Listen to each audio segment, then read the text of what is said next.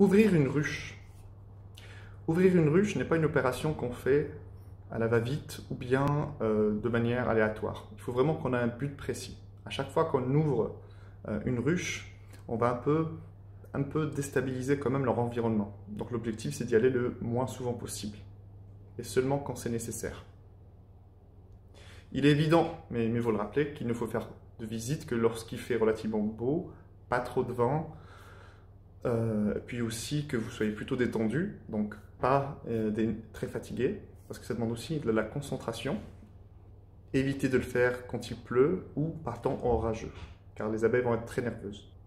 Il est conseillé de le faire quand le soleil est au zénith, c'est-à-dire que quand la plupart des abeilles sont à l'extérieur en train de chercher du nectar, pardon. Donc c'est le meilleur moment de faire la visite. Parfois, effectivement, avec toute la tenue, il fait un peu chaud, mais si vous le faites relativement vite et vous n'avez pas beaucoup de ruches, vous pouvez le faire sans trop tarder. Ainsi, on commence toujours par enfumer l'entrée de la ruche. Mais attention, on est toujours conscient de son environnement. S'il y a d'autres ruches à côté, il serait opportun aussi d'enfumer un tout petit peu celles qui sont adjacentes à la ruche principale que vous allez visiter. Ensuite, il faudra enlever le toit avec votre lève-cadre, faire attention qu'il n'y ait pas trop de gestes bruts, et puis le poser sur un lieu propre.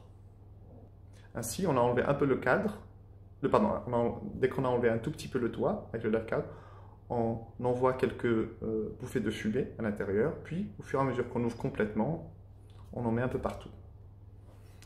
Quand vous enlevez le couvre-cadre, il est toujours important. Ainsi, vous prenez le couvre-cadre, vous le mettez sur la ruche et vous donnez un coup sec pour que toutes les abeilles, dont potentiellement la reine, tombent calmement à l'intérieur. Vous en profitez encore une fois pour enfumer un tout petit peu et régulièrement. D'où l'importance d'avoir un binôme, c'est beaucoup plus pratique.